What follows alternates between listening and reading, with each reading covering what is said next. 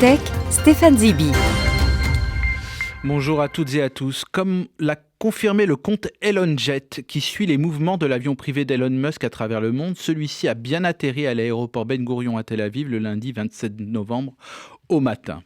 Cette visite, on ne peut plus symbolique et pour laquelle Elon Musk est reçu comme un chef d'État, intervient au cours d'une période de trêve entre Israël et le Hamas et entre deux libérations d'otages.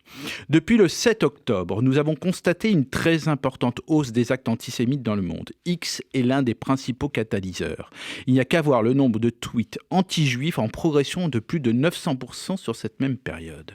Cela concerne tout autant la plateforme dans son ensemble que son président qui lui-même se trouve au cœur des polémiques. En effet, la semaine dernière, la Maison-Blanche a accusé Elon Musk d'avoir osé propager une promotion abjecte de la haine antisémite et raciste dans l'une de ses publications.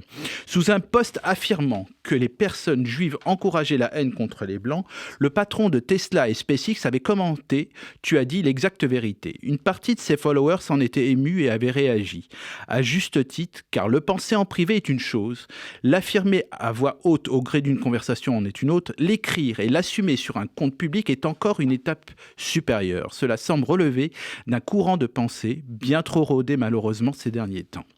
Ces atermoiements et ce soupçon d'antisémitisme ont eu comme conséquence directe l'arrêt des campagnes publicitaires par certains grands groupes et pas des moindres comme IBM, Apple, Sony, Disney, Warner Bros, Discovery, Paramount et NBC Universal.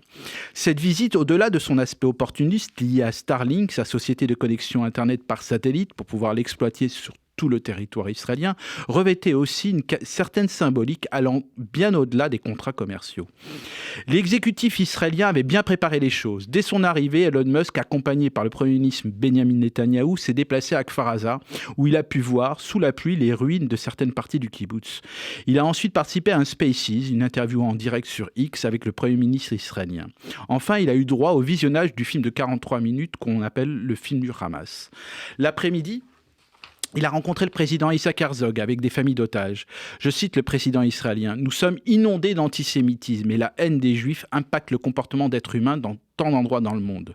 Vous avez un rôle énorme à jouer parce que les plateformes que vous dirigez, malheureusement, abritent beaucoup de haine des juifs et d'antisémitisme. Je pense que nous devons discuter de comment combattre cette haine. Cela commence toujours avec les Juifs et ne s'arrête jamais avec les Juifs, a-t-il dit à Elon Musk. Alors, peut-on imaginer que ce voyage ait pu changer les choses et surtout modifier l'état d'esprit d'Elon Musk ? On l'a vu concerner, prendre de nombreuses photos, parler, prendre conscience de l'ampleur de la situation. Il a même dit à Benjamin Netanyahou « Israël n'a pas d'autre choix que de détruire le Hamas ». Il a rapporté avoir vécu un jour émotionnellement difficile en se rendant sur les lieux des massacres et en visionnant le film dans lequel les meurtriers se réjouissaient. Il a parlé d'images extrêmement perturbantes. Il a même ajouté « Ces gens sont abreuvés de propagande depuis qu'ils sont enfants. Quand les humains sont nourris de contre-vérités depuis qu'ils sont enfants, ils vont penser que le meurtre d'innocents est une bonne chose ». Prompt à tweeter, il publia, juste en reprenant l'avion en direction des États-Unis, « Aussi banal que ça puisse paraître, je souhaite la paix dans le monde. » Voilà, nous ne sommes pas plus avancés que cela. Il n'a pas pris position, il n'a rien proposé.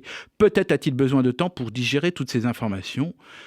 Nous allons quand même peut-être l'aider un petit peu. Si Elon Musk souhaite améliorer X en un éclair, la première grande mesure à prendre devrait être la suppression de l'anonymat.